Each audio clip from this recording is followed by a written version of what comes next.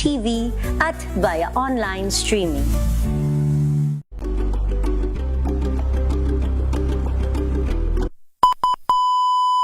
Pilipinas ang oras, alas 3:04 ng umaga. Saan man mangyari ang balita, Luzon, Visayas at Mindanao, hagip ng balitang Prompti. Kinalap ng buong puwersa ng MBC Media Group mula Aksyon Radyo, Radyo Natin Nationwide at DZRH, Provincial at Regional Correspondents. Balita Prompti kasama si Kises Habson. DZRH Balita Prompti.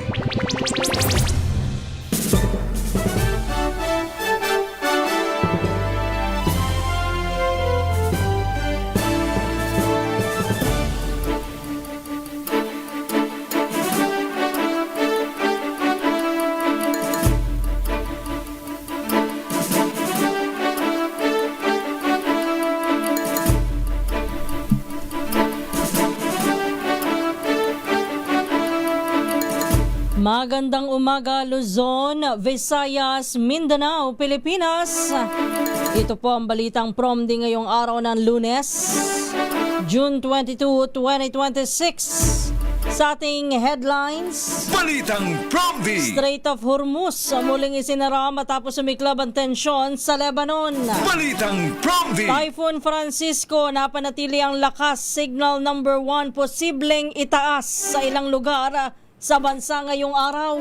Balitang Prompti! DPWH Secretary Dizon ibinalik ang kapangyarihan ng mga regional officials sa pag-aproba ng infra funds. Balitang Prompti! 24 na Pinoy na nakulong sa Russia, balik Pilipinas na.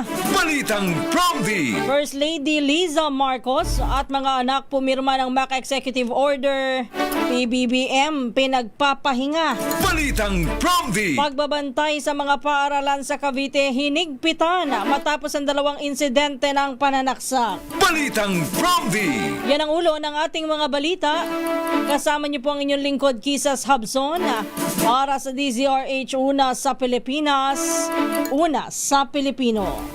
At ngayon sa detalye ng ating mga balita.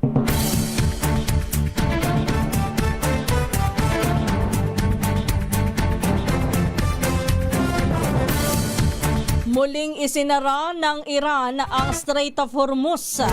Ilang araw lamang matapos lagdaan ang kasunduang pangkapayapaan kasama ang Amerika. Ayon sa Iranian military, nilabag ng Estados Unidos at ng Israel ang napagkasunduang ceasefire noong Biyernes. Yan ay matapos na muling sumiklab ang tensyon sa katimugang bahagi ng Lebanon. Inatake umano ng Israel troops ang grupong Hezbollah sa harap ng nakatakdang follow-up negotiations ng US at Iran sa Switzerland. Gayunman, inakusahan ng Israel at Lebanon ang isa't isa na lumabag sa tigil putukan.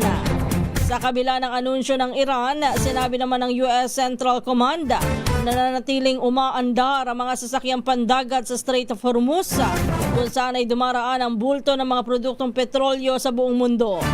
Nagbabala naman ng Iran na maaari pa itong magsagawa ng iba pang hakbang kung magpapatuloy ang pag-atake sa rehiyon. Balitang Prompti!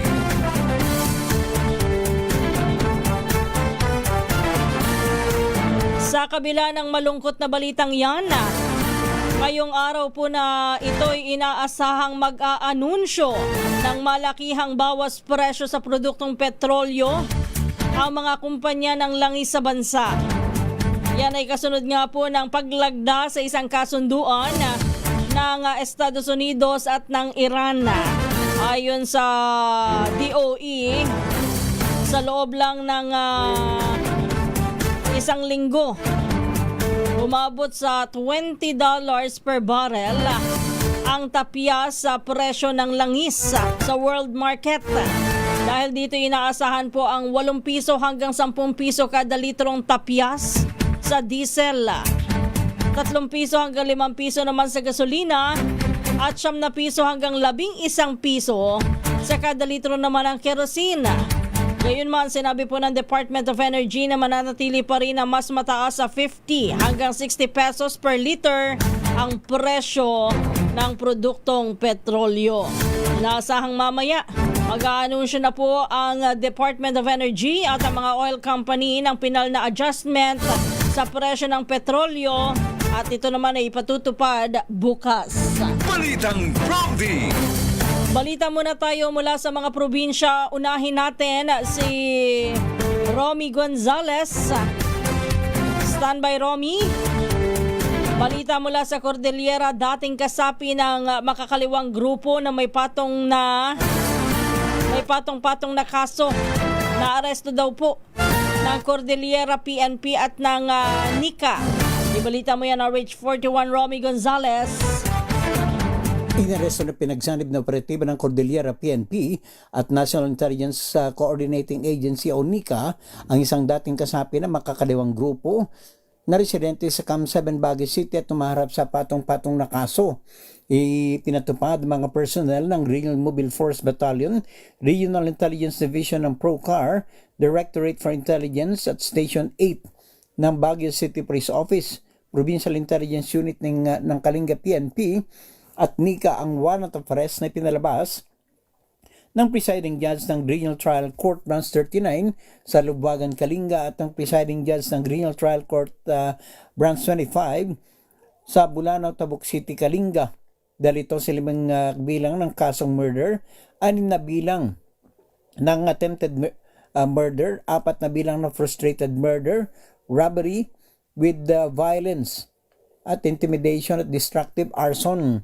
Ipinalabas lahat ang warrant of arrest laban sa suspect noong April 29 at 21, 2026, October 23 at November 20, 2018 at noong May 22, 2018. Batay sa pinakahuling record ng pulisya, nabatid na ang suspect ay dating kasabi ng KTFAN Execom, Squad 2, Kilusang Larangan Guerrilla Baggas, at Ilocos Cordillera Regional Committee ng CPP-NPA. Nananatili pa rin sa kustodiya ng kapulisan sa Baguio City ang naturang suspect matapos itong matimbog ng mga otoridad noong June 18, 2026. Inasahan itong dadalhin sa lalawigan ng Kalinga para iharap sa mga korte na nagpalabas ng warrant of arrest at tuluyang malilitis ang mga isinampang kaso laban sa kanya. Ito si RH41 Romy Gonzales para sa DZRH, una sa Pilipinas, una sa Pilipino. Balitang Prompty.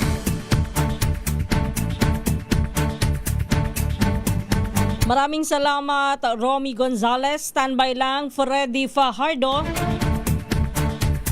Update muna tayo sa bagyo. Lumakas pa ang typhoon na Francisco habang tinatahak ang Philippine Sea. Huling na mataan ang sentro ng bagyo sa layong 875 kilometro sa silangan ng Central Luzon. Taglay nito ang lakas ng hangin na umaabot sa 130 kilometro bawat oras malapit sa gitna at bugso na 160 kilometro bawat oras. Kumikilos ang bagyong Francisco sa bilis na 25 kilometro bawat oras sa direksyong Kanluran, Hilagang Kanluran. Inaasahan naman na pipihit ang direksyon ng bagyo hanggang sa lumabas ito sa Philippine Area of Responsibility sa araw ng Biyernes. Gayunman, posible itong lumapit sa kalupaan ng bansa ngayong araw, kaya't posibleng magtaas ng Tropical Cyclone Wind Signal number 1 ang DOST Pag-asa dahil sa bagyo.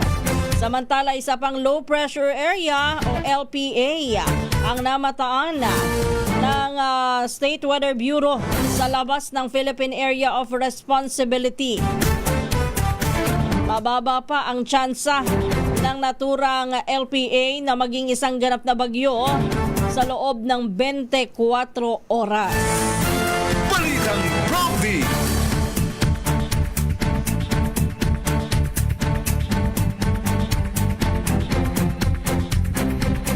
Samantala, pinayagang muli ng Department of Public Works and Highways ang mga regional directors at district engineers na lumagda at mag-aproba ng mga dokumentong may kaugnayan sa paggastos para sa infrastructure projects.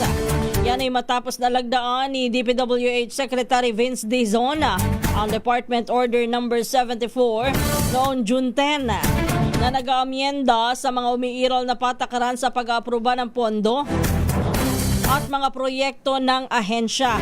Sa ilalim ng bagong kautusan, nananatili ang kapangyarihan ng mga regional directors at district engineers sa pagproseso at pag-aproba ng iba't ibang disbursement voucher at iba pang dokumentong pinansyal. Ipinagkaloob din ni Dizon sa Undersecretary for Support Services na si Rio Espiritu ang kapangyarihan para mag-aproba ng Notice of Transfer of Allocation o NTA nang walang itinakdang limitasyon sa halaga. Nauna nang nirekomenda ng Department ng Independent Commission for Infrastructure o ng ICI na bawasan ng otoridad ng mga opisyal sa rehiyon matapos ang kanilang investigasyon sa umano'y mga anomalyang flood control projects.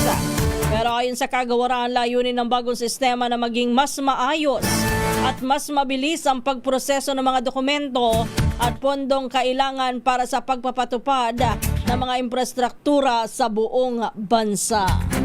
Balitang Prompty. Sure ka na kaya dito? DPWH Secretary Vince Dizon, mapapagkatiwalaan na kaya ang mga regional directors at mga district engineers na kasalukuyang nakatalaga sa ahensya? Wala na kayang merong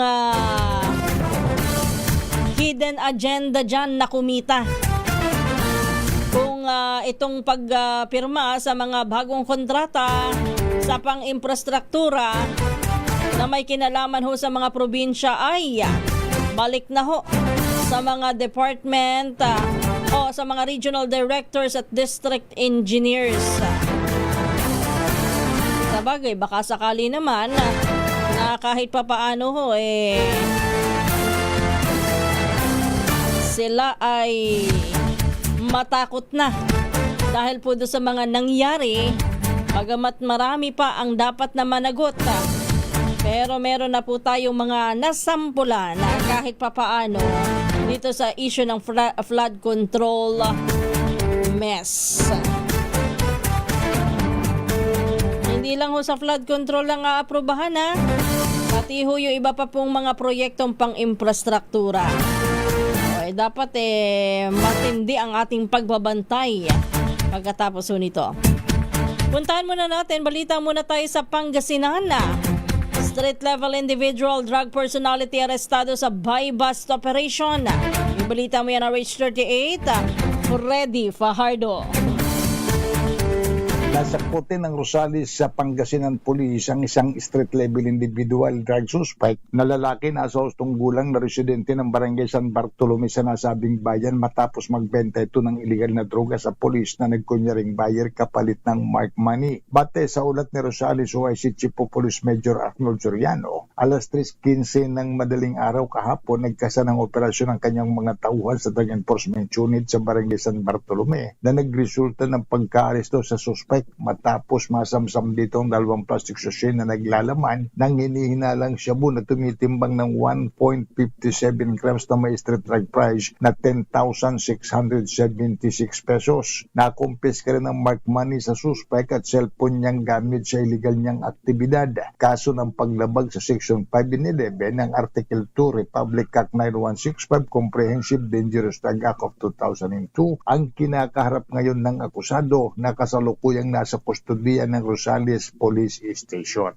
Mula sa Action Radio Pangasinan, ito si Freddy Fajardo, Aristarte Taguulat para sa DCR Tuna sa Pilipinas. Una sa Pilipino. Balitang Prompty. Pilipinas ang oras alas 3:19 na po ng umaga. Balik Pilipinas na ang 24 na manggagawang Pinoy na halos 9 na buwan na nakulong sa Russia. Naging posible ang pagpapalaya sa mga umuwing Pilipino matapos ang bilateral meeting nila Pangulong Ferdinand Marcos Jr. at Russian President Vladimir Putin noong June 17. Batay sa report, dumating ang 6 na kababaihan na unang batch ng repatriates mula sa Russia pasado alas 12 ng madaling araw kahapon.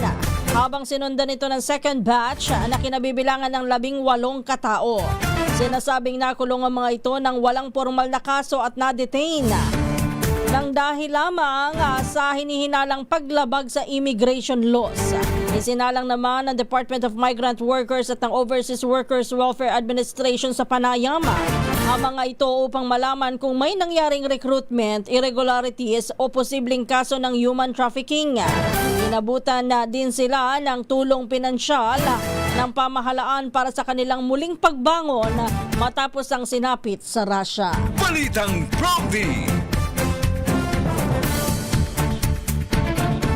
Nagdagdag naman ng 3 bilyong piso si Pangulong Ferdinand Marcos Jr.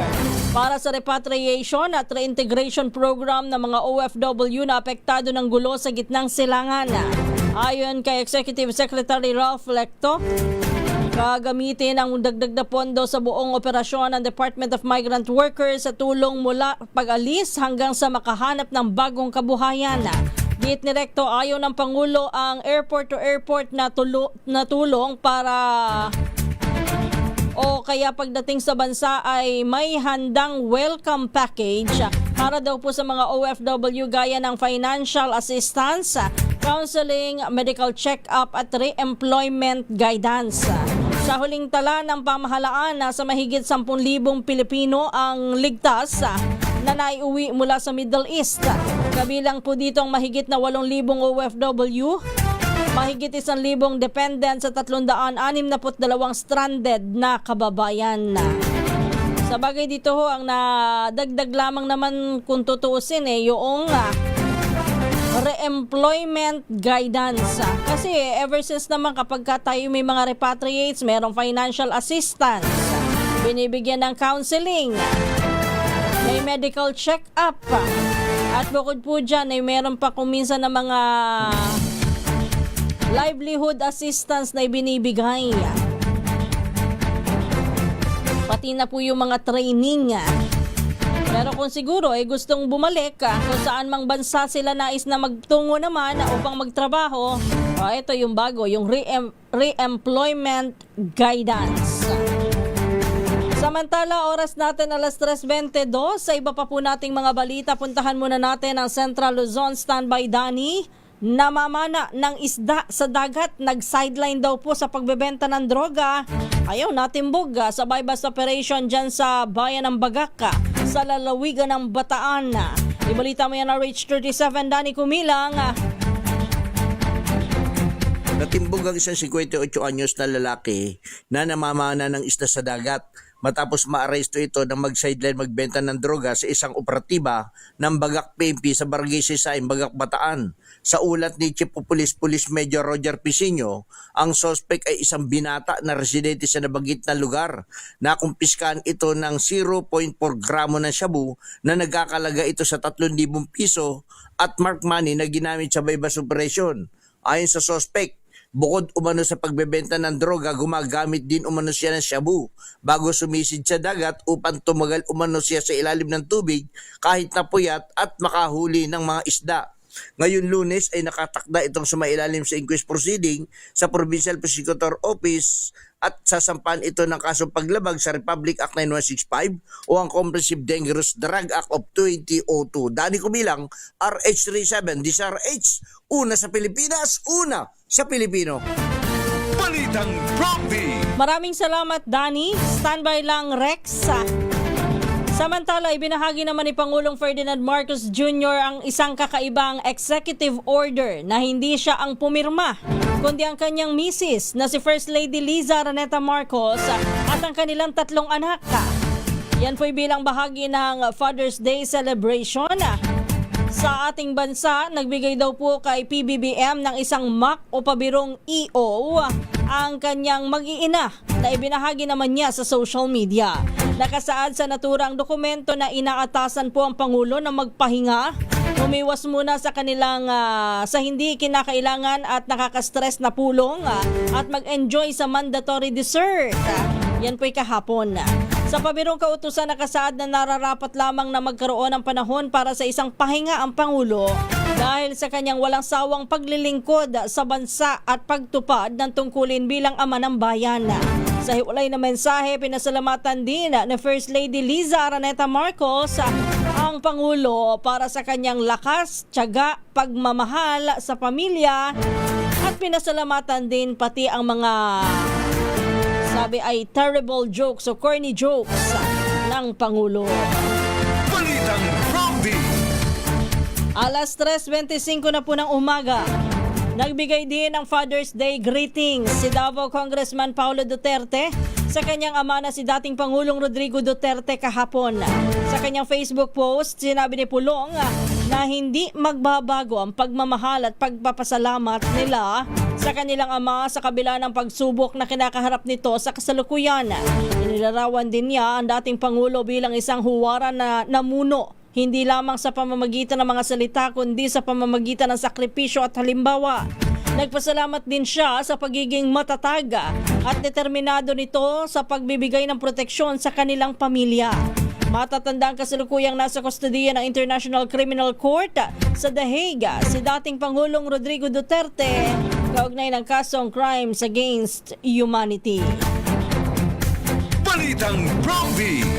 Balita naman tayo mula sa Negros Island Region. 5.5 milyong pisong halaga ng droga nasa kote sa bayan ng Manapla sa Negros Occidental. Go ahead, RH46, Rex Cantong. Naaresto ang 19 anyos na lalaki matapos na recover ang mahigit 5.5 million pesos na laga ng umano'y shabu sa isinagawang drug by bust operation sa Hacienda Busay, Barangay Punta Misa, bayan ng Manapla, Negros Occidental. Ang suspect kinilala na si alias JM, residente ng Barangay 1B ng nasabing bayan. Ayon kay Police Captain Marion Vicente Buenaflor, Acting Chief of Police ng Manapla PNP, ang mga miyembro ng Regional Police Drug Enforcement Unit ang nagsagawa ng operasyon at na-recover sa suspect ang mahigit 820 grams ng umano'y shabu. Detinado sa Manapla PNP Station si JM at maharap sa kasong paglabag ng Republic Act 9165 o Comprehensive Dangerous Drugs Act of 2002. Ito si RH46 Rex Cantong para sa DZRH, una sa Pilipinas, una sa Pilipino. Balitang Prompty. Maraming salamat, Rex. Pilipinas ang oras alas 3:27.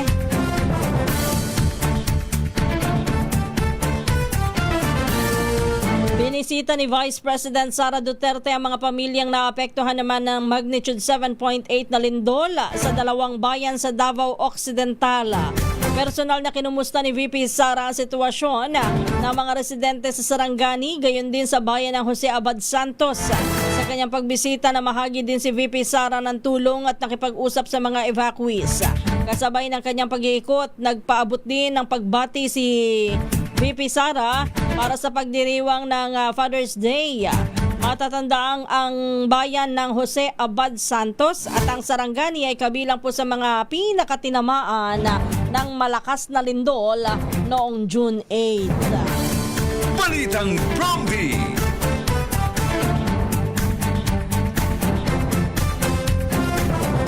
Isinusulong naman ngayon sa Senado ang panukalang magpapatupad ng no work, no pay policy para sa mga matataas na opisyal ng pamahalaan. Sa panukalang inihain ni Senator Erwin Tulfo, saklaw ng pulisiya ang Pangulo, Vice Presidente, mga senador, kongresista at iba pang halal na opisyal, gayon din ang mga kalihim ng gabinete at department heads. Paliwanag ni Tulfo, hindi makatarungan na ang mga ordinaryong empleyado ng gobyerno ay hindi sumasahod kapag sila po ay absent. Samantalang may ilang matataas na opisyal na patuloy na tumatanggap ng sweldo kahit na matagal nang hindi pumapasok sa trabaho. Binanggit din niya na naging sitwasyon ni Senador Ronald Bato de la Rosa na matagal nang hindi nakadadalo sa Senado, ngunit patuloy pa rin na sumasahod. Gayon din ang sitwasyon naman ni Senador Jinggoy Estrada na kusang humiling na itigil muna ang pagpapasahod sa kanya habang hindi siya makapasok sa trabaho matapos na makulong dahil sa kinakaharap na kaso kaugnay ng flood control. Naniniwala si Tulfo na panahon na upang magkaroon ng mas mataas na antas ng pananagutan at pagiging huwaran ang mga opisyal ng pamahalaan. Balitang Promdi. Totoo yan sa mga empleyadong hindi regular o per project lamang. Kapag hindi pumasok sa trabaho, abay walang kakainin ng pamilya at walang sahod. Ang nakakalungkot po kapag kaganyan, lalo na po sa mga hindi regular sa trabaho ng mga kababayan natin. Kapag holiday, no work, no pay sila. Kapag ganyan, tama ba, Artie? O may pay sila kapag holiday, may pay. Pero yung mga ayan, yung katulad niyan, may bagyo halimbawa. Kapag utos ang LGU o kaya ang pamahalaan o walang pasok dahil masama ang panahon, delikadong lumabas, ay yung mga empleyado ho na no work, no pay, wala ho talaga sasahuri ng mga yan. Samantalang, meron po tayong mga kababayan at mga opisyal ng pamahalaan. Maganda naman ang panahon. Maganda naman ang sitwasyon ng daraanan nila. Pero hindi ho nakakapasok. Bakit nga ba? Hindi pumapasok. Kung ano-ano ho ang mga idinadahilan. Sasabihin pa'y hindi ginusto. Kawawa naman, isipin natin yung ating mga kababayan, ha? Dapat lamang kung ganyan, maging fair. Doon naman tayo saludo kay Senador Jinggoy. Talagang siya, kusang loob ho niya na sinabi na siya ay hindi na muna tatanggap ng sahod. To be fair, habang siya po ay inaasikaso niya yung kanyang kaso. Balitang Promdi. Alas 3:32 na po ng umaga sa pagpapatuloy pa rin ng ating mga balita. Puntahan naman natin balita mula sa Western Visayas. SK Kagawad natimbog sa drug buy bust operation sa Dueñas, Iloilo. Ibalita mo yan, Jocelyn Makia ng Action Radio Iloilo.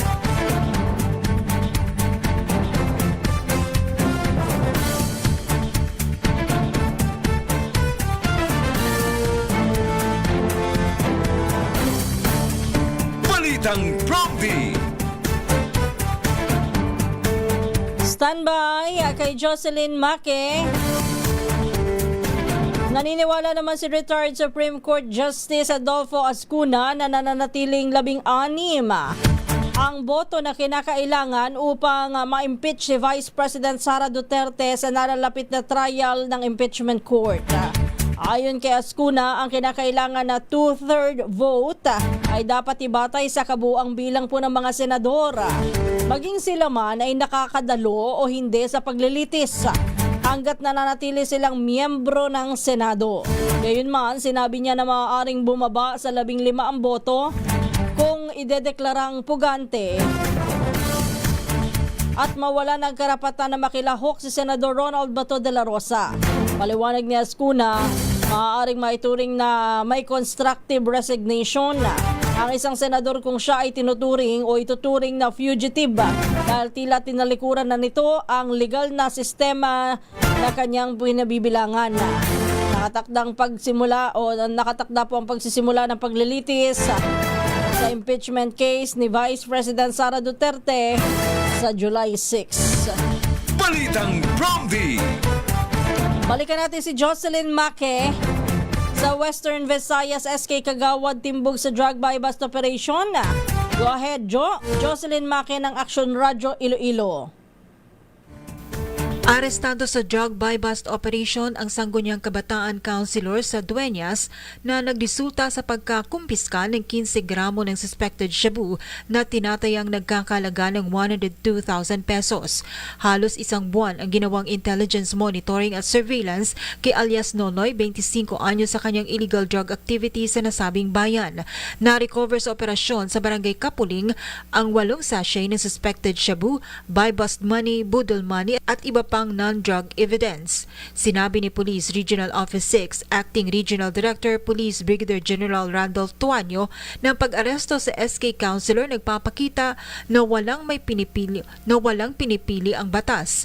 Responsibilidad anya ng mga public official na magpakita ng mabuting ehemplo lalong-lalo na sa kabataan. Mula sa Action Radio Iloilo, ito si Jocelyn Maque para sa DZRH, una sa Pilipinas, una sa Pilipino. Balitang Promdi. Standby Jimmy! Nag-shift muna sa online classes ang isang pribadong paaralan sa General Trias, Cavite matapos ang shooting incident na ikinasugat ng 7 estudyante. Sa advisory na inilabas ng pamunuan ng Bethel Academy of General Trias, Cavite Incorporated, magsisimula ang online learning mula June 22 o ngayong araw hanggang sa June 26. Ayon po sa pamunuan ng eskwelahan, ito ay upang mabigyan ng sapat na panahon ang mga paaralan upang ihanda ang kailangang safety and security measures para sa kanilang mga campus para sa kaligtasan po ng mga mag-aaral.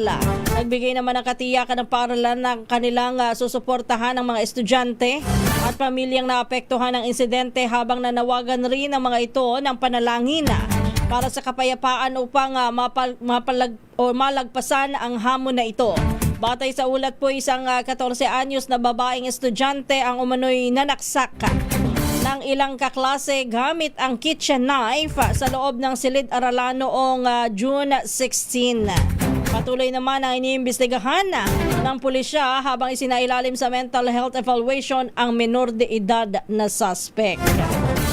Pero ito ay kung hindi ako nagkakamali, grade 8. Grade 8 student. Ang sinaksak ho ay grade 5. Balitang Promdi.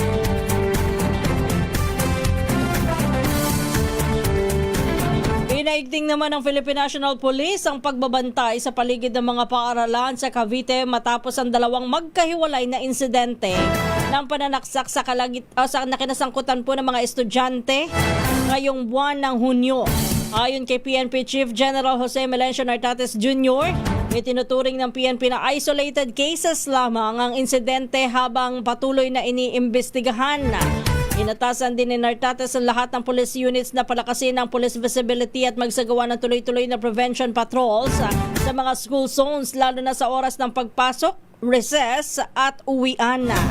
Palalakasin din ang access control sa mga paaralan sa pamamagitan ng pakikipag-ugnayan sa mga school officials at local government units.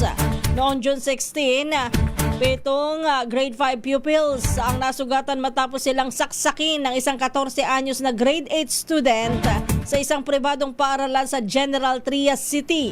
Samantala, noon naman pong June 19 o noong araw po ng Biyernes, isang 18 anyos, grade 11 ho na estudyante ang nasugatan sa isa pang insidente ng pananaksak sa loob ng Cavite National High School.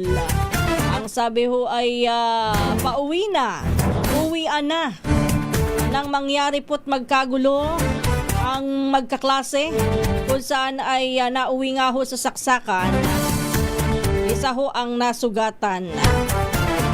Balitang Promdi. Alas 3:38 na po ng umaga, puntahan naman natin ang balita mula sa Eastern Visayas. Department of Health Eastern Visayas pinalakas ang kahandaan sa kalamidad sa pamamagitan daw po ng BICS training. Ibalita mo yan na Rich 32 Jimmy Angay-Angay. Pinalalakas ng Department of Health Eastern Visayas ang kahandaan ng kanilang mga kawani sa pagtugon sa mga kalamidad at emergency sa pamamagitan ng 4 na araw Basic Incident Command System training course na sinagawa sa Tacloban City. Pinangunahan ang pagsasanay ni Dr. Catherine Lyon Meral, ang Assistant Regional Director ng DOH, at Dr. Maria Rina Ranario. Layunin ng programa na higit pang mapahusay ang kalaman, kasanayan at kahanda ng mga empleyado ng DOH sa panahon ng sakuna at iba pang emergency situations. Ayon sa ahensya, malagang ganitong pagsasanay dahil kabilang ang DOH sa mga pangunahing tumutugon sa mga kalamidad, hindi lamang sa Eastern Visayas kundi maging sa iba pang bahagi ng bansa. Sa tulong at teknikal na suporta ng Office of Civil Defense Region 8, naging matagumpay ang pagsasagawa ng training na katuon sa epektibong koordinasyon, communication at pamamahala ng mga operasyon sa panahong insidente. Kabilang sa mga lumahok mga opisyal ang DOH Development Management Officers mula sa mga lawigan at mga kinatawan ng Eastern Visayas Medical Center Tacloban. Umaasa ang DOH magiging mas handa at mas epesyente ang kanilang mga tauhan sa pagliligtas ng buhay at paghahatid ng serbisyo sa panahon ng kalamidad. Mula dito sa DYVL Action Radio Tacloban, ito si Arstradito Jimmy Angay-Angay para sa DZRH, una sa Pilipinas, una sa Pilipino. Balitang Prompty. 20 minuto bago mag-alas 4, nag-abiso naman po ang Japan sa lahat na tataas ang halaga po ng bayad sa pagkuha ng visa para sa mga dayuhang turista, epektibo po sa Hulyo. Ayon kay Japan Foreign Minister Toshimitsu Motegi, 5 beses na tataas ang bayad para sa single entry visa. Mula daw po sa dating 3,000 yen o katumbas po yan ng magkano ba dati? Nasa 1,000 lang dati. Wala pa nga yata Kalimutan ko na Ayan, mula sa 3,000 yen ay magiging 15,000 yen na. Katumbas po yan ng 5,850. Ang singil naman po para sa multiple entry visa, tataas din mula sa 6,000 yen ay magiging 30,000 yen na o halos 11,700. Ang laki. Pinaliwanag po ng pamahalaan na bahagi ito ng revision sa kanilang mga regulasyon kaugnay po ng visa fees at iba pang may kaugnayan na bayarin. Sa kabila po ng pagtaas ng singil, sinabi naman ni Japanese Ambassador to the Philippines, Endo Kazuya, patuloy na pinag-aaralan pa rin ng kanilang pamahalaan ang mga paraan upang mapadali at mapabilis ang pagpuproseso ng visa application para po sa mga Filipino. Kabilang na po dyan yung pinalutang noon. Kasama daw po sa pinag-aaralan yung maging visa free ang Pilipinas at ang Japan. Kaya lang hindi naman masyadong matunog yung ano na yun yung pinalutang na yun Mas naririnig ko pa rin yung 10,000 na visa. Ay, oo. Paano na, Miss Becky Tisuka, good morning sa'yo. Alas 3:42 na po ng umaga. Puntahan naman natin, balita naman tayo sa Northern Samar. Wanted na nakaharap daw po sa kasong pagpatay. Abay, 2 dekadang nagtago. Ayun, naaresto na sa Pambuhan, Northern Samar. Ibalita mo yan, Jane Galit Bantayan ng RH34.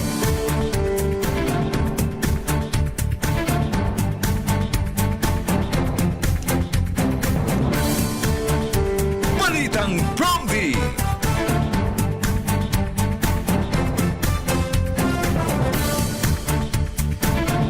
Balitang Prompty. Babalikan natin si Jane. Samantala, nakatutok ngayon ang Philippine National Police sa pagtukoy sa mga financier at utak sa likod ng hinihinalang underground scam hub na natuklasan sa Muntinlupa City. Ayon kay Philippine National Police Chief General Jose Melencio Nartates Jr., nakatuon ngayon ang investigasyon sa pagbuwag sa buong sindikato at pagtunton sa kanilang mga digital operation. Una rito isang bahay ang sinalakay ng pulisya sa Alabang, Muntinlupa City noong June 15 kung saan ay natuklasan ang online gaming hub na hindi pala rehistrado sa Philippine Amusement and Gaming Corporation o PAGCOR. Nadakip sa operasyon ng 12 katao na nagpatakbo ng gaming hub habang nakumpiska rin sa kanila ang computer, laptop, cellphone, flash drive at iba pang electronic devices. Sabi ni Nartates, lumilipat na ngayon sa mas mga maliliit na lugar at tagong operasyon ang mga scam syndicate, kaya't pinagting pa ng PNP ang kanilang intelligence at cybercrime prevention operation. Balitang Promdi. Alas 3:44.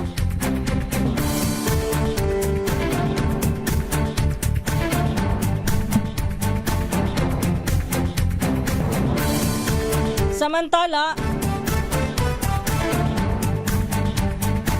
balikan nga natin kung uubra na si Jane kaugnay po doon sa pagtatago po ng isang wanted sa kasong pagpatay. 20 taon na nagtago pero nahuli rin siya ng batas. Ibalita mo yan RH34 Jane Galit Bantayan. Nanakip na ng Pambuhan Police ang isang wanted matapos ang mahigit 2 dekada na pagtatago sa batas dahil sa kasong kinakaharap nito ang kasong pagpatay. Ayon sa ulat ng PNP, ang pag-aaresto sa nasabing wanted itinuturing na significant breakthrough matapos ang 23 taon na pagtatago. Doon ito nadakip sa Barangay Tula, Pambuhan, Northern Samar. Sa ulat ng PNP, ang nadakip ay isang 52 taong gulang mula mismo, residente mismo sa nasabing bayan ng Pambuhan. January 30, 2003, nang ibaba ang warrant of arrest mula sa Regional Trial Court, Branch 21, Laoang, Northern Samar, laban sa nasabing wanted. Walang anumang piyansa na itinakda ang korte sa kasong kinakaharap nito. Dinala nasabing wanted sa Pambuhan Municipal Police Station para sa tamang disposisyon bago ito iharap sa korte na naglabas ng warrant of arrest. Mula sa Aksyon Radyo Katarman, RH34 Jane Galit Bantayan ng DZRH. Una sa Pilipinas, una sa Pilipino. Balitang Promdi. Standby Tina! Bangkay na ng matagpuan ng isang 6 na taong gulang na batang babae na unang napaulat na nawawala sa Victoria, Tarlac. Ayon sa mga pulis, natagpuan ng biktima sa isang farm noong Biyernes. Hinihinala naman ng hiniling naman ng mga investigador na isailalim ang bangkay sa medical legal examination upang malaman ang dahilan ng kanyang pagkamatay. Samantala, nasa kustodiya na ng mga pulis ang isang minor de edad din na itinuturing na persons of interest sa kaso. Anong nangyayari sa ating mundo? Diyan din ho sa may lungsod ng Maynila, mayroon ding sa inyo ba yon partner sa Tondo? O sa Quiapo yata yun na merong napatay din na minor de edad. Ang suspect ay minor de edad din. Balitang Promdi. Patay naman ang isang pulis matapos barilin habang nananalangin sa loob ng isang moske sa barangay Uyaan, Proper Madamba, Lanao del Sur noong Sabado. Kinilala po ang biktima na si Police Chief Master Sergeant Alyuden Sarangani na nakatalaga po sa Madamba Municipal Police Station. Nakatakas naman ang suspect matapos nagawin ang krimen habang patuloy pang iniimbestigahan ang posibleng motibo sa pamamaril. Balitang Promdi. Samantala, puntahan natin, BOC pinamamadali daw po sa mga importer at consignee ang pagpapalabas ng perishable goods. Ibalita mo yan na Tina Nolasco, RH9.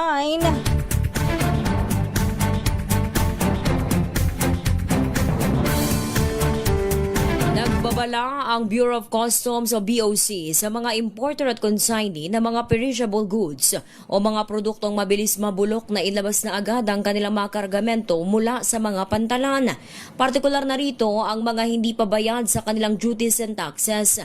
Kaugnay nito, naglabas si Customs Commissioner Ariel Nepomuceno ng notices of delinquency with final demand sa mga pabayang importer upang mapilitan silang bayaran ang kaukulang buwis at makuha agad ang kanilang mga kalakal. Layunin ng hakbang na maiwasan ang pagkabulok ng mga pagkain at masolusyonan ang paghisikip sa mga pantalan. Isinagawa ang direktiba matapos ang inspeksyon ni Nepomuceno at Senator Kiko Pangilinan noong June 10 sa Manila International Container Port, kung saan nadiskubre ang 26 na inabandonang container na mga pulang sibuyas na nabubulok at tumutubo na dahil sa tagal ng pagkakatambak. Inatasan na rin ang mga District Collector na magsumite ng ulat kada 15 araw upang masubaybayan ang estado ng mga kargamento, alinsunod sa utos ni Pangulong Bongbong Marcos na gawing mas epesyente ang serbisyo ng gobyerno at mapanatiling abot kaya ang mga pangunahing bilihin. Ito si RH19 na Nolasco para sa DZRH, una sa Pilipinas, una sa Pilipino. Balitang PROMD. At dyan na po nagtatapos ang ating balitaan dito po sa Balitang PROMD. Tayo ho ay dadako na sa pangalawang bahagi. Siguro tayo magbabatian na lang instead of talakayan.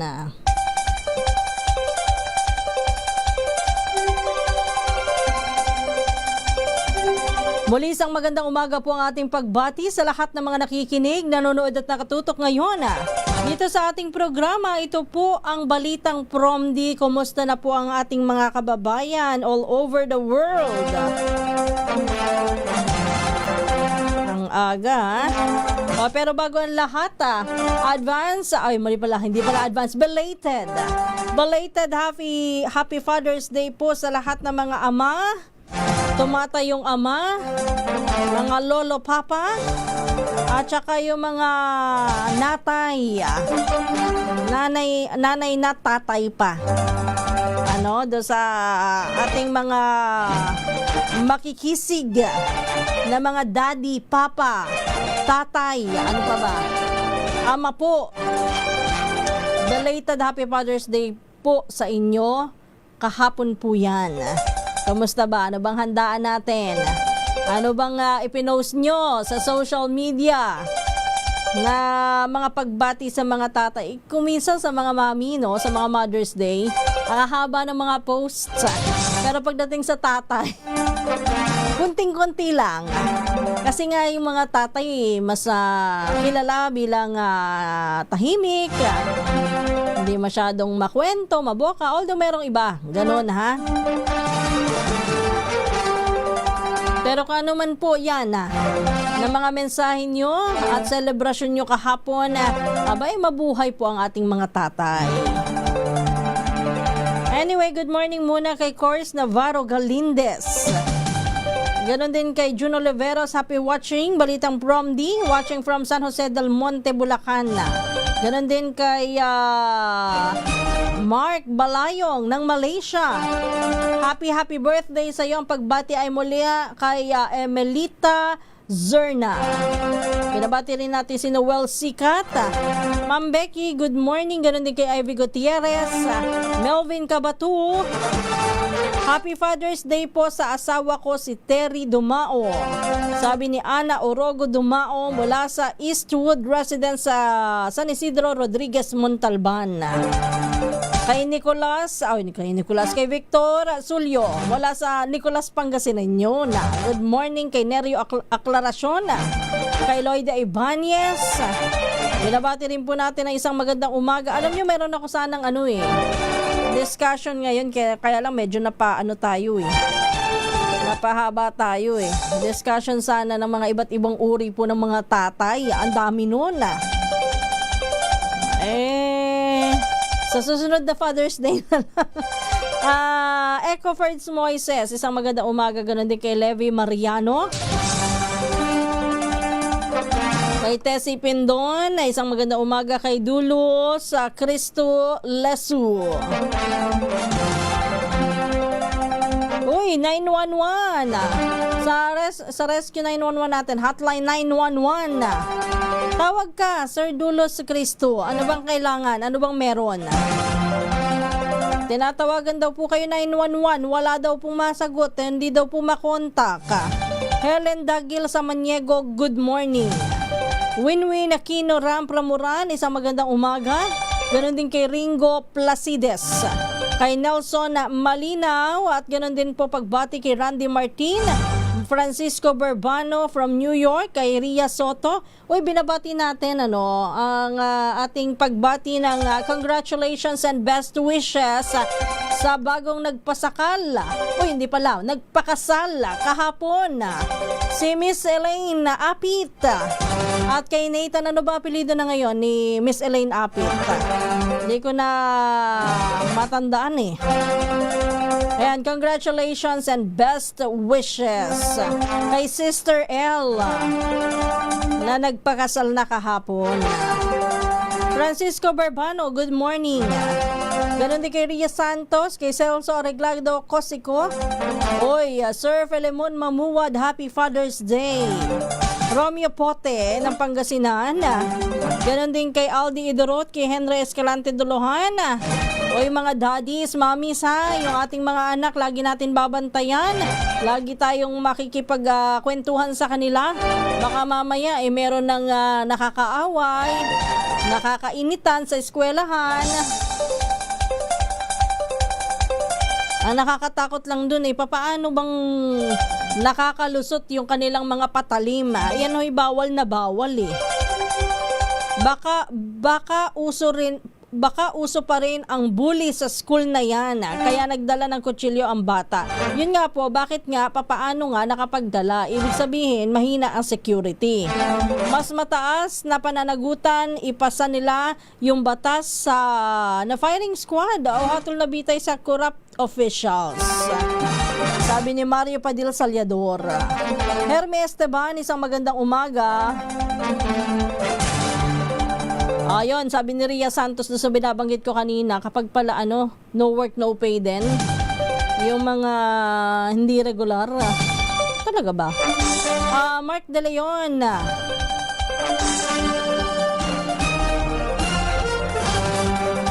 Good morning sa'yo. Okay lang magalit, wag lang magmumura, Mark De Leon. Ano ba kaya ang yung ikinaiinit ng ulo? Lunes na Lunes Kapeng mainit, pandesal. Uy, masarap yan. Siguro si Mark De Leon ay supporter. Posibleng sa kaliwa o sa kanan. Kung kanino man. Tapos hindi nagustuhan ng balita. Kaya nagagalit. O ganun, okay lang yan hanggat maaari, ang DZRH po, tayo po ay laging nagpa-fact check at laging totoo ang ibinabalita at ipinapahayag. Kaya walang fake news dito. Mga fake news madalas nandun sa sa mga hindi kumpirmadong site na maaaring sinusundan mo. Tessie Pindon, isang magandang umaga. Kaya lang, napapaniwala ka na yan ay totoo kasi yun ang gusto mong paniwalaan. Hermie, at sa mga lahat po ng mga hindi ko po nabati nako, pasensya na po. Pero oras na po para tayo ay magpaalam. Meron pa ba akong hindi natawag? Nako, marami pa po. Pero siguro, babawi ako bukas babawi ako. Promise. In the meantime, paalam na po muna tayo. Pahabol pa bate, Happy Father's Day sa mga taga-Dulong Bayan, San Jose del Monte, Bulacan. Muli ito po ang balitang Promdi. Maraming salamat po sa lahat ng sumama sa loob ng isang oras na balitaan. Ito po ang inyong lingkod, Kisas Habson. Susunod naman si Kong Angel Palmones at ang magandang umaga, Pilipinas. Pilipinas ang oras. 4 na minuto bago mag-alas 4. Good morning and happy Monday.